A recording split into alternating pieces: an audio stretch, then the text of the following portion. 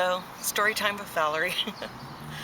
uh, I just wanted to tell you guys a story about being 10 years old, 1972, in Ohio. And we were poor. I was told that we were very, very, very poor, but looking back on it, seems like everybody, there were a lot of people around us that were struggling. Now that I look at it, I don't think we were poor. I think we were struggling, but I don't think we were poor. But we used to go to this guy's garage. It's funny because when I was walking here and I was thinking about this, I thought his name was Mr. Gaylord, but it could have been Gaylord or Gayhart. Now I can't remember, but I think it was Mr. Gaylord. And it was back in Dayton, Ohio. You have these big old houses built like between like 1910, like 1917. Big two-story houses, wood with a detached garage in the back. And this guy had he would go knock on his front door, and then he would come out to the garage and open it up for you. And there were it was like an old dirty garage with strings hanging from point A to point B, and he would have clothes hanging there, and he had a big sheet spread out on the floor, and he had piles of clothes. It was just like a mountain of clothes. And what you would do is just go in and start pulling out of the mountain and seeing if you could find something to wear. See if you could find something in your size. And it was like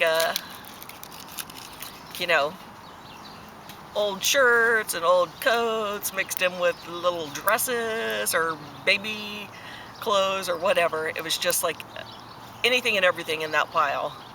But when you would go to that house and you would go to that garage, it's like,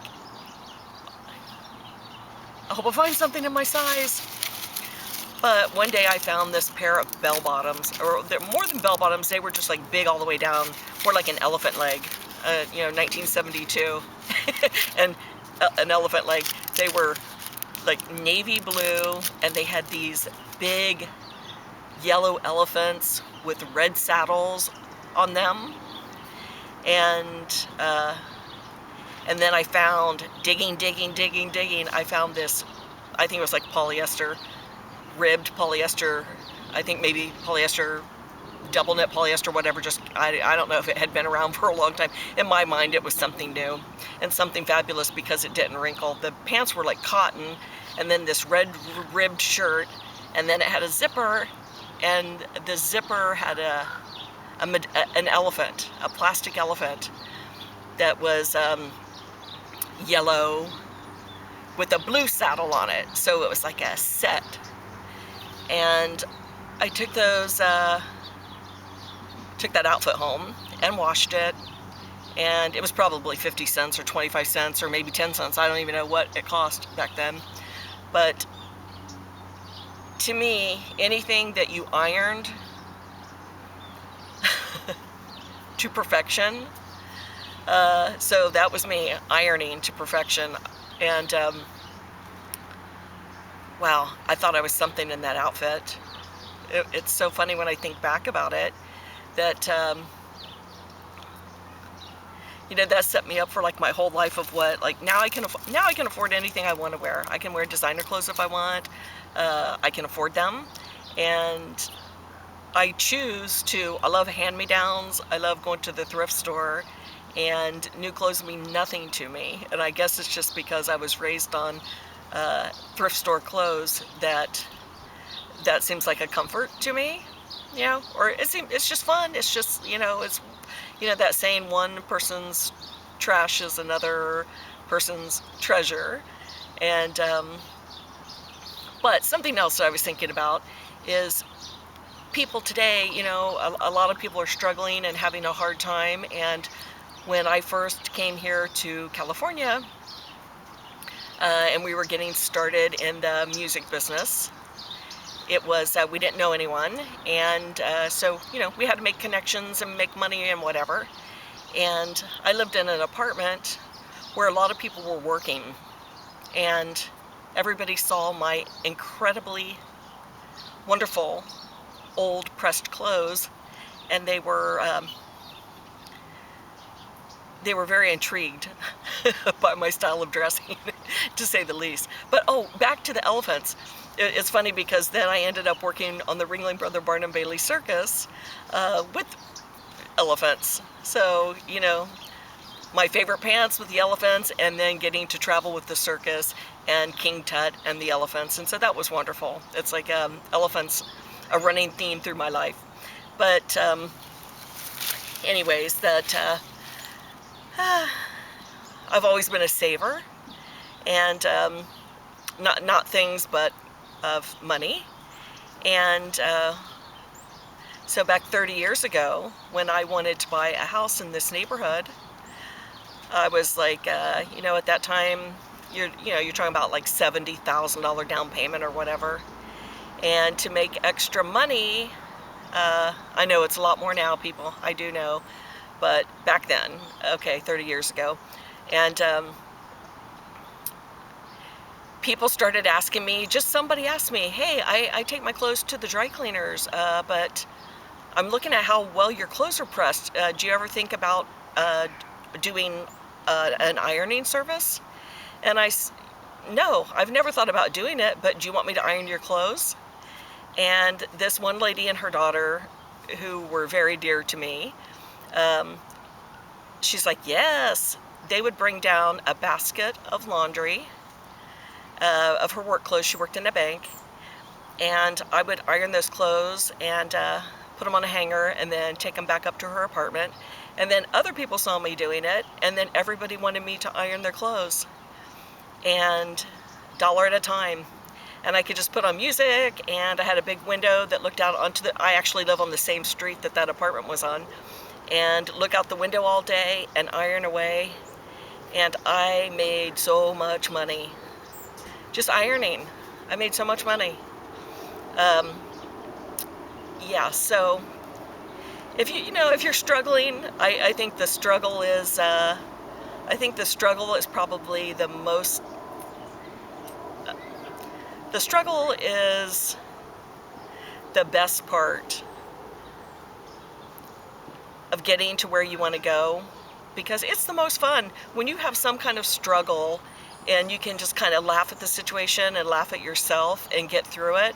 Because when you get to where you're going, then you're just there, and then it kind of stops. You know, I mean, especially like being in a house, you're isolated. Being in an apartment, you have tons of people around you, and it's actually, I think, a more fulfilling life. I had a lot more fun living in an apartment with a swimming pool and lots of people around all the time, somebody knocking on your door, always needing your help. That was a lot of fun. But once you get into a house, you're really isolated. People are a lot more private, and big walls and fences around you, so people just don't communicate. You know, no one's going to come knocking on your door, ask you to iron something for them. But anyway, that was just a delightful thought that just thinking about it and thinking about how far that I have come from a kid struggling and not, sometimes like, are we going to have electric? We have no food. We're down to the last piece of bread, the last slice of cheese. There's nothing to eat. And, going from place to place to live. And, the struggle was real, for a lot of our childhood. And in my adult life, I've been able to pull it together and keep it together and have a successful, what's successful to me? Have a successful life, So if you are out there and you are struggling, enjoy the struggle, and just always know that something good is around the corner for you, and never feel embarrassed. Never feel embarrassed. Never feel less than. Always just, put yourself out there and try little things like that, like ironing ironing took me a long, long, long way financially. And any little thing that you can do, um, you know, whether it be baking something or helping someone with, you know, organizing in their house, or, you know, just, I mean, you can think of something. And I just think so much when I watch YouTube videos, I see people that have some kind of struggle and they're worried about it. And then I see all of these people flood in and help them financially, donate to them. And I love to see that. It just, like, I've seen so many people in trouble, and I've seen people come in and rescue them. And I think, you know, it would be hard to ask for help, but I think, like, when you're offering something back to someone that you know is enriching their life or helping them in their life or giving them time because they don't have to do that chore, you know, that's something that you can do it and you can feel really good about it, you know. So I hope you're all well, and I appreciate anybody that listens to any of my little chats. You know, so peace to all. Bye.